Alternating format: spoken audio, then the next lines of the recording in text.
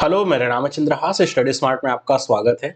आप सबको पता होगा एसएससी सीजीएल का जो नोटिफिकेशन है वो 17/9/2022 को इशू हुआ है। और ये जो नोटिफिकेशन है बहुत ज़्यादा खास है, क्योंकि एक तो नंबर ऑफ वैकेंसीज इसमें जो बताई गई हो 20,000 है। इसके साथ साथ बहुत सारे परिवर्तन हुए हैं पहले के एग्जाम की तुलना में। तो हम इस वीडियो में उन्हीं सारे जो पैटर्न्स में चेंज आए हैं उनकी चर्चा करेंगे। कैसे आपको पढ़ना चाहिए, क्या क्वालिफाइंग नेचर के एग्जाम हैं, किन के नंबर आपके जुड़ेंगे, वो सारी डिटेल में हम चर्चा करेंगे। तो सबसे पहले अगर हम स्टार्ट करते हैं कि भाई यहाँ पे जो डेट्स हैं वो इंपॉर्टेंट क्या क्या हैं, तो ये जो डेट है आपकी 17/9/2022 से 8/10/2022 की, ये जो डेट है ये आपकी बताएगी कि भाई आपको इस बीच में अपना फॉर्म भरना है। अब ये डेट इंपॉर्टेंट है, आप आखिरी समय तक के लिए वेट मत करिएगा, वरना आखिरी समय में सर्वर की दिक्कत, शट डाउन वगैरह होता रहता है तो बड़ी दिक्कत होती है। वहीं अगर हम बात करें कि लास्ट डेट इसकी जो आपको बताई जा रही है कि 11 बजे रात तक ही आप कर सकते हैं, और अगर आप जनरेट कर रहे हैं चालान के माध्यम से पेमेंट करना चाहते हैं तो 8/10/2022 को 11 बजे रात तक ही कर सकते हैं। ऑनलाइन पेमेंट करने की जो डेट है वो 9/10, मतलब लास्ट डेट की बात हो रही है, 9/10/2022 को रात को 11 बजे तक है। लेकिन अगर आप चालान के माध्यम से पे करेंगे तो 10/10/2022 तक पे कर सकते हैं। ओके, फिर करेक्शन विंडो भी आपकी ओपन रहेगी, अगर आपको कोई त्रुटि लग रही है तो आप करेक्ट कर सकते हैं। बात करें अगर हम एग्जाम की, टीयर 1 एग्जाम कब होना है जो कि कंप्यूटर बेस्ड होगा, वो दिसंबर 2022 में होगा। एग्जैक्ट डेट नहीं है, लेकिन दिसंबर 2022 में ये आपका एग्जाम होगा टीयर 1 का, ये बताया गया है। टीयर 2 एग्जाम अभी नोटिफाइड नहीं है, लेकिन जब आपका टीयर 1 एग्जाम होगा उसके बाद मतलब अगले साल 2023 की शुरुआती महीनों में ही आपको टीयर 2 एग्जाम भी देखने को मिलेगा। अब हम आगे बढ़ते हैं। आगे अगर हम बढ़ें, देखें क्या यहाँ पे चीजें हैं, तो आपको यहाँ पे आप देखेंगे कि आपको डिफरेंट डिफरेंट जो पोस्ट है उनके बारे में बताया जा रहा है कि भाई हर एक पोस्ट का मतलब क्या है, कितनी पे स्केल है, वो सारी चीजें आपको यहाँ पे देखने को मिल रही हैं कि पे लेवल कितना है। इसके साथ साथ इसी में आपको एज लिमिट भी देखने को मिलेगी, मतलब आप किस पोस्ट के लिए अप्लाई कर रहे हैं उसके लिए एज लिमिट कितनी है वो आपको यहाँ पे देखने को मिलेगी। तो इसको आप गो थ्रू कर सकते हैं खुद से ही, आप किस पोस्ट के लिए अप्लाई करना चाह रहे हैं या फिर अपना प्रेफरेंस कैसा रखना चाह रहे हैं वो आप देख सकते हैं।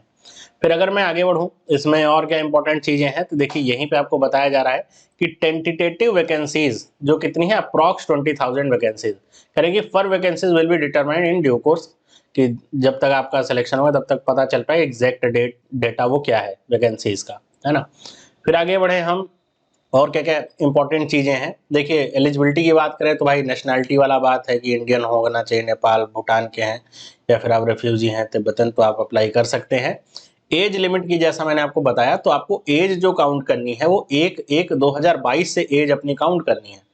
और इसीलिए यहाँ पे एक इंडिकेटिव यहाँ पे मार्क कर दिया जा रहा है कि अगर आप 18 से 27 साल के बीच वाली पोस्ट के लिए अप्लाई कर रहे हैं तो आपकी एज इन्हीं के बिटवीन में आपकी होनी चाहिए।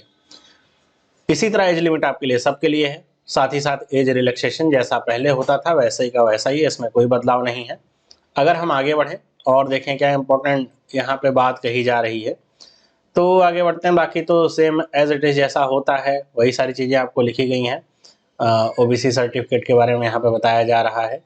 साथ ही साथ यहाँ पे देखिए जो स्क्राइब के लिए बात है वो बताई जा रही है।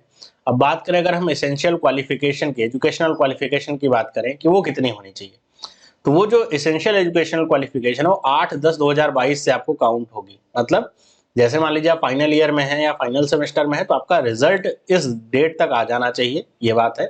और क्या चाहिए आपको, तो बैचलर्स डिग्री चाहिए किसी भी रिकॉग्नाइज्ड इंस्टीट्यूट से।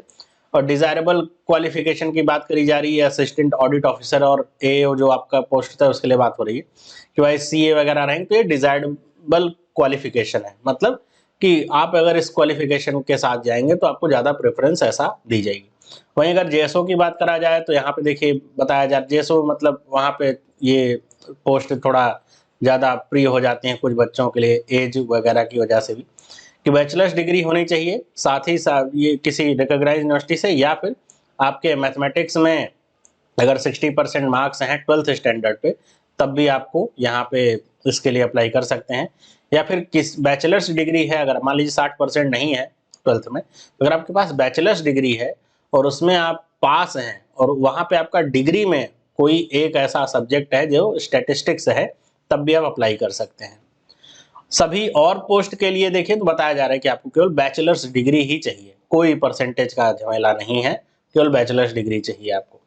फिर आगे बढ़ते हैं हम यहाँ पे बात करते हैं, देखिए क्या यहाँ पे आपके सामने बोर्ड में लिखा गया है कि लिखा गया it is reiterated that the result of requisite educational quality must have been declared by institute university by a specific date. Mere processing of result by university institute the cutoff date does not fulfill the EQ qualification, मतलब educational qualification. मतलब आप ऐसा कहिए कि अच्छा हमारा जो result है वो 8-10 तक नहीं आया है एग्जैक्टली, मतलब वेबसाइट पे नहीं पब्लिश हुआ है, यूनिवर्सिटी ने प्रोसेस हो रहा है और उसके बाद आपका रिजल्ट आता है, तो वो कहा जा रहा है कि वो माना नहीं जाएगा। 8-10 तक आपके पास रिजल्ट होना चाहिए। अप्लाई कैसे करना है आप सब लोगों को पता है, एग्जामिनेशन फीस क्या है, 100 रुपये है। और आगे बढ़ते हैं हम, और क्या क्या यहाँ पे आपके लिए है भाई। एग्जामिनेशन सेंटर तो आप सबको पता ही होगा, वो सब आप देख सकते हैं। अब बात करते हैं, इंपॉर्टेंट जो बात है वो क्या है, स्कीम ऑफ एग्जामिनेशन, कि भाई स्कीम ऑफ एग्जामिनेशन में क्या चेंजेस हुए हैं और कैसे कैसे होंगे। तो देखिए केवल 2 टीयर में आपके एग्जामिनेशन है, टीयर 1 और टीयर 2। जैसे बैंक वगैरह में होता है प्रीलिम्स और मेंस, सेम वैसा ही कुछ कॉन्सेप्ट यहाँ पर भी है। तो ये कहा जा रहा है कि जैसे सीईटी आपका आने वाला है, तो उससे पहले जो एग्जामिनेशन है उनके पैटर्न को लगभग सेम करने की प्रक्रिया है ना। तो यहाँ पे देखिए क्या क्या चीज़ें आपको बताई जा रही हैं इस एग्जामिनेशन को लेकर के, कैसे आपका एग्जामिनेशन होगा। तो देखिए टीयर 1 की अगर मैं बात करूँ, तो टीयर 1 में आपके 4 सब्जेक्ट आ रहे हैं, जैसा पहले भी था। 25-25 नंबर के सारे आपके 25-25 क्वेश्चन होंगे और 50-50 नंबर के यहाँ पे आपको क्वेश्चन देखने को मिलेंगे। जीके, आपका जनरल अवेयरनेस और reasoning, quantitative aptitude, English comprehension. इसका जो टोटल टाइम आपको दिया जाएगा 1 घंटे दिया जाएगा और 1 घंटे 20 मिनट डिस्क्राइब्स के लिए है, मतलब एक कंपोजिट टाइम है, ऐसा सेक्शनल टाइमिंग इसमें नहीं है। तो 1 घंटे का समय है, आप 1 घंटे में इसमें अटेम्प्ट कर पाएंगे पूरे के पूरे 100 क्वेश्चन, और ये आपके कितने नंबर के होंगे, 200 नंबर के।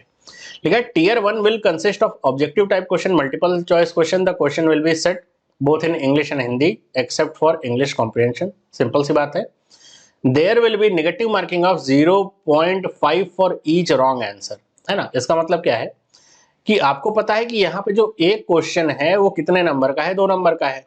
तो ये जो नेगेटिव मार्किंग है कितने की है, 1/4 की है ना। 1/4 की नेगेटिव मार्किंग, 0.5 नंबर आपको नेगेटिव अलॉट किए जाएंगे अगर आप तुक्का वगैरह मार रहे हैं, गलत आंसर हो रहा है आपका।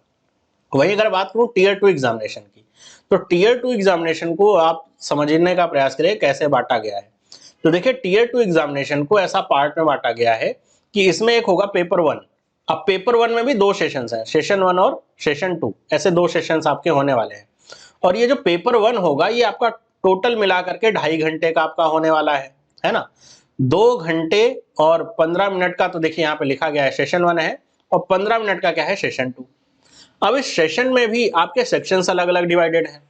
सेक्शन 1 जो है इसमें मैथमेटिकल एबिलिटी है और रीजनिंग है, जो कि आपके 30-30 क्वेश्चन आएंगे, टोटल 60 क्वेश्चन होंगे और हर एक क्वेश्चन 3 नंबर का है, तो टोटल 180 नंबर का है। और लिखा हुआ है 1 आवर फॉर ईच सेक्शन। हर एक सेक्शन के लिए आपको 1 घंटा मिलेगा, मतलब ये जो आप 60 क्वेश्चन करोगे इसके लिए आपको 60 मिनट का समय आपको दिया जाएगा।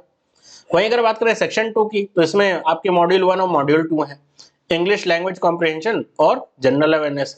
अब आप समझ पा रहे होंगे कि पहले जो टीयर 2 हुआ करता था वो केवल क्वांटिटेटिव एप्टीट्यूड या मैथ्स कह लीजिए और इंग्लिश को लेकर के ही हुआ करता था।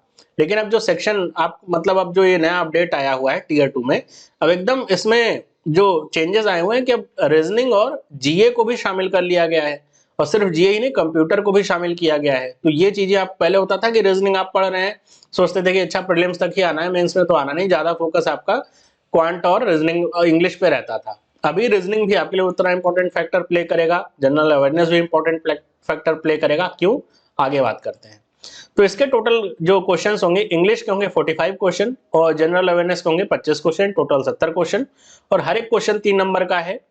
70 गुणे में 3 210 नंबर का ये पेपर आपका होने वाला है। वहीं अगर बात करें हम सेक्शन 3 की, है ना, जो इस सेशन में आएगा सेक्शन 3, उसकी बात कर रहे हैं।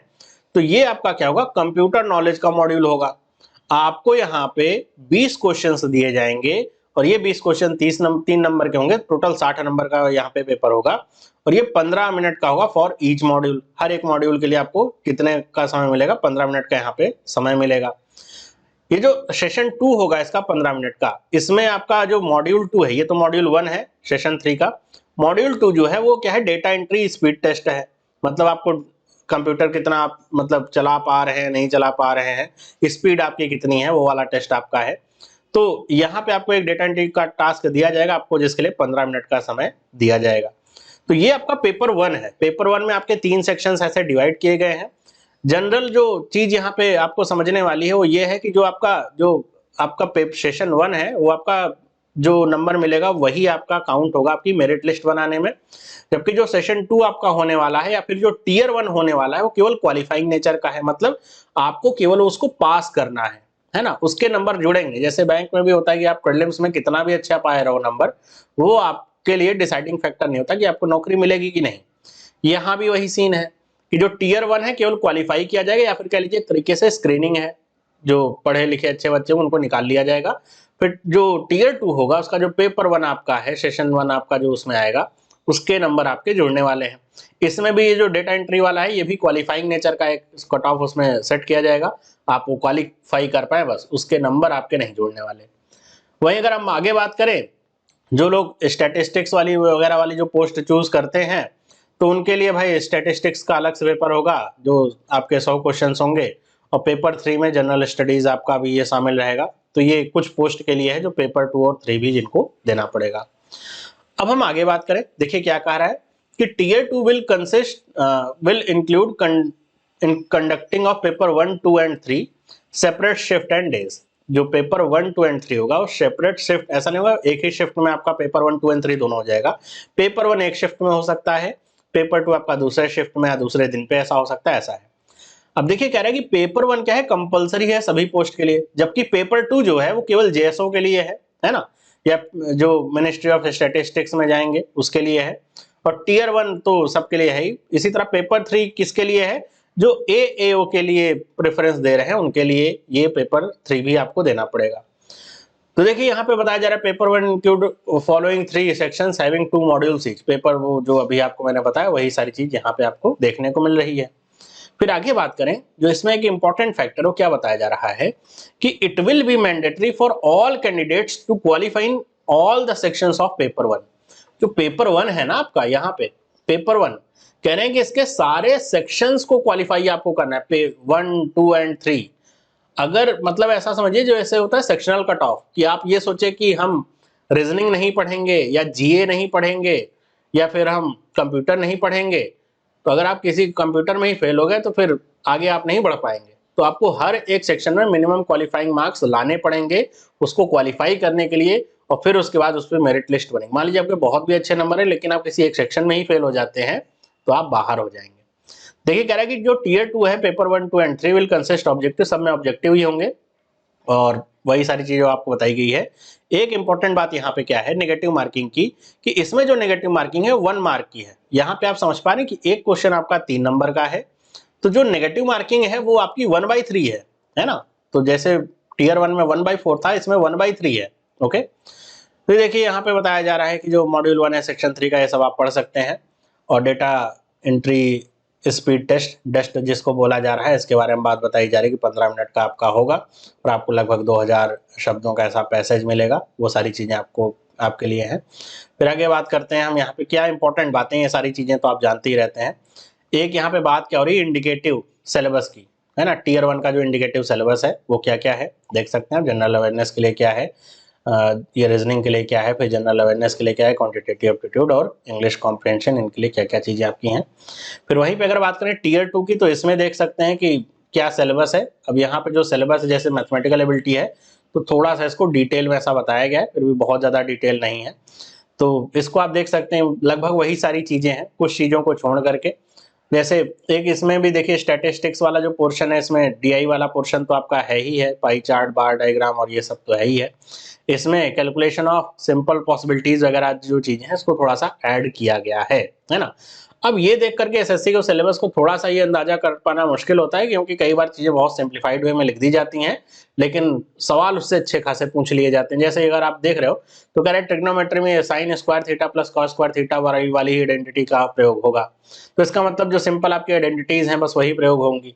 अब इसका मतलब ये नहीं है कि इसका स्कोप आगे वो बढ़ा नहीं सकते हैं, करा भी जा सकता है। जैसा आप पढ़ते आ रहे हो हाई लेवल की ट्रिग्नोमेट्रीज जो अपने एग्जाम की तैयारी के लिए, तो आप तैयारी अपनी उतनी ही रखना ताकि कोई कसर ना छूटे। है ना। फिर इसी तरह आपका रीजनिंग का भी आपके सामने देख रहे हैं कि आपका पूरा सिलेबस लिखा हुआ है, क्या क्या आएगा।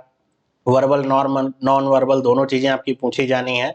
एनोलॉजी है, सिंबॉलिक ऑपरेशन है, नंबर एनोलॉजी है, ट्रेंड्स है, फिगर एनोलॉजी है, स्पेस ओरिएंटेशन, वेन डायग्राम, वही सारी चीज़ें आपकी जो आपके एसएससी का सिलेबस है उसी में पूछी जा रही हैं। अब इसमें जो लॉजिकल रीजनिंग वाला जो पार्ट है वो भी आपका यहाँ पे इंक्लूड हो रहा है। ये जो बात करी जा रही है critical thinking, statement inference, statement conclusion, course of action, वो वाली चीज़ें बहुत इंपॉर्टेंट है। और इसके साथ साथ आप देखेंगे तो यहाँ पे आप एक चीज़ मैंने क्या देखा, जैसे इमोशनल इंटेलिजेंस वाली चीज़ें आपकी आ रही हैं, सोशल इंटेलिजेंस की चीज़ें आ रही हैं, तो ये रीजनिंग का भी अपना एक पैटर्न अच्छा बनाया जाएगा आपके टियर 2 के लिए। वहीं बात करें आप इंग्लिश लैंग्वेज की, तो वही सारी चीज़ें, इंग्लिश लैंग्वेज का तो सिलेबस आपको पता ही है क्या होता है। जनरल अवेयरनेस की बात करें तो देखिए क्या बताया जा रहा है कि question are design to test the candidate general of the environment around them and its application to the society. Question are also design to test knowledge of current events of and of such everyday observation experience in their scientific aspect as may be expected for educated person, है ना।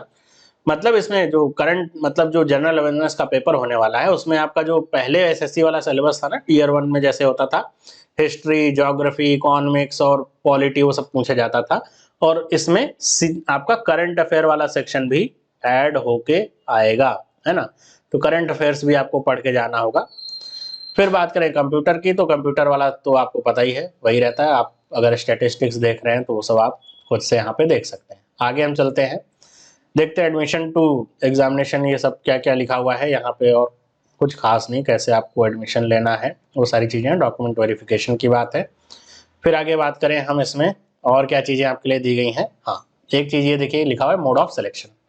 Mode of selection में क्या कहा जा रहा है, minimum qualifying mark in tier 1 section 1 and 2 and module 1 of section 3 of paper 1 of tier 2, paper 2 and 3 of tier 2 examinations are as follows। Simple भाषा में अगर हम कहें तो टियर 1 की अगर बात कर रहे हैं, टियर 2 का जो पेपर 1 हमारा है उसमें बताया जा रहा है कि अगर आप अनरिजर्व कैटेगरी के हैं तो आपको सेक्शन वाइज कम से कम 30% मार्क्स तो लाने ही पड़ेंगे। अगर मान लीजिए मॉड्यूल 1 जो आपका जो सेक्शन 1 है टियर 2 का, वो आपका 180 नंबर का है ना। तो अगर आपके नंबर मान लीजिए आ जाते हैं 53 या 52, 54 से कम है, 30% से कम है, बाकी सेक्शन में आपने बहुत झंडे गाड़ रखे हैं, तो आप सेलेक्ट नहीं हो पाओगे, है ना। ये फिर अगर आप ओबीसी के हैं तो 25, बाकी के लिए 20%, मतलब सेक्शनल पास करना आपके लिए बहुत इंपॉर्टेंट है।